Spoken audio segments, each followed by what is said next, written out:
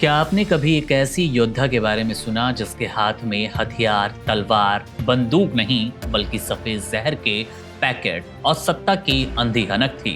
Venezuela की राजनीति में सिलिया फ्लोरेस को फर्स्ट लेडी कहना मना है। वहां उन्हें प्राइमेरा कॉम्बेटिएंट यानी कि पहली महिला योद्धा कहा जाता है, पुकारा जाता है। लेकिन ये खिताब उन्हें किसी सरहद की रक्षा के लिए नहीं मिला, बल्कि तानाशाही की उन दीवारों को सींचने के लिए मिला जिनके पीछे पूरा नार्को साम्राज्य पल रहा था। इस योद्धा की कहानी वफादारी और साहस से शुरू तो होती है, लेकिन उसका अंत अंतर्राष्ट्रीय अपराध और कोकीन की तस्करी के काले दलदल में समाप्त होता है।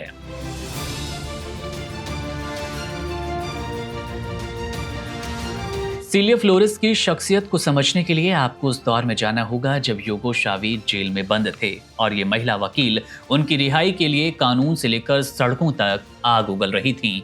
चावेज के लिए उनकी इस दीवानगी ने उन्हें योद्धा का दर्जा दिया, पर किसी को ये नहीं पता था कि ये योद्धा एक दिन अपने पूरे परिवार को देश की गर्दन पर बैठा देंगी। जैसे ही उनके पति निकोलस मादुरो ने सत्ता की कुर्सी संभाली, सिलिया ने वेनेजुएला की संसद को एक फैमिली बिजनेस में तब्दील कर दिया। दुनिया तब दंग रह गई जब रिपोर्ट सामने आई कि सिलिया ने अपने एक या फिर दो नहीं बल्कि पूरे 16 रिश्तेदारों को संसद और सरकार के ऊंचे पदों पर तैनात कर दिया। ये भाई भतीजावाद का एक ऐसा नंगानाच था जिसे सिलिया ने क्रांति की मजबूती का नाम देकर जायज ठहराया। लेकिन असली धमाका होना अभी बाकी था। एक तरफ वेनेजुएला की जनता भूख से बेहाल होकर सड़कों पर दम तोड़ रही थी, वहीं सिलिया के बेटे और उनके परिवार के सदस्य सोशल मीडिया पर अपनी लग्जरी घड़ियों, प्राइवेट जेट्स और आलीशान पार्टियों की तस्वीरें डालकर जनता के जख्मों पर नमक छिड़क रहे थे। ये चमक धमक किसी मेहनत की कमाई से नहीं बल्कि उस काले कारोबार से आ रही थी जिसने अंतर्राष्ट्रीय स्तर पर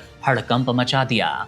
साल 2015 की वो तारीख आज भी इतिहास के पन्नों में काले अक्षरों में दर्ज है, जब अमेरिका की नारकोटिक्स एजेंसी DEA ने एक हैती में खुफिया ऑपरेशन को अंजाम दिया। इस ऑपरेशन में 2 ऐसे लोग पकड़े गए जिन्होंने पूरी दुनिया में सिलिया फ्लोरेस की साख को मिट्टी में मिला दिया। ये थे सिलिया के सगे भतीजे एफ्रेन एंटोनियो और फ्रांसिस्को फ्लोरेस। इन दोनों राजकुमारों के पास 800 किलोग्राम कोकीन बरामद की गई। वे सीधे अमेरिकी तस्करी करने की योजना बना रहे थे।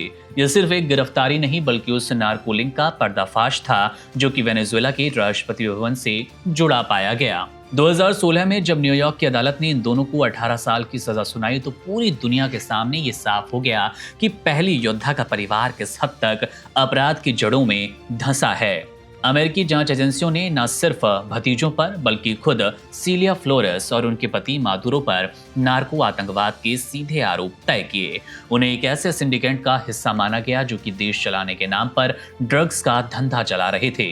अमेरिका, कनाडा, पनामा और कोलंबिया जैसे देशों ने उन पर कड़े प्रतिबंध लगा दिए, लेकिन सिलिया की बेशर्मी का आलम ये रहा कि उन्होंने इन सभी आरोपों को एक राजनीतिक साजिश करार दिया। कहानी में और भी बड़ा ट्विस्ट और शर्मनाक मोड़ तब आया जब 2022 में सत्ता की ताकत का इस्तेमाल कर एक कैदी अदला बदली समझौते के जरिए उन दोनों नार्को भतीजों को जेल से छुड़ा भी लिया गया। ये रिहाई उस योद्धा की जीत तो थी, लेकिन नैतिकता की सबसे बड़ी हार। आज सिलिया फ्लोरेस का नाम एक ऐसी ताकतवर परछाई के तौर पर लिया जा रहा है जिसने अपने परिवार के अपराधों को छिपाने के लिए पूरे देश को नार्को स्टेट बना दिया।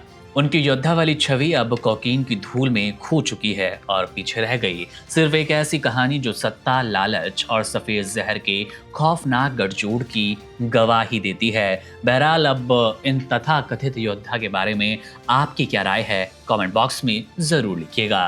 मेरा नाम है मुकुंद, आप बने रहिए वन इंडिया के साथ। शुक्रिया। Subscribe to One India and never miss an update. Download the One India app now.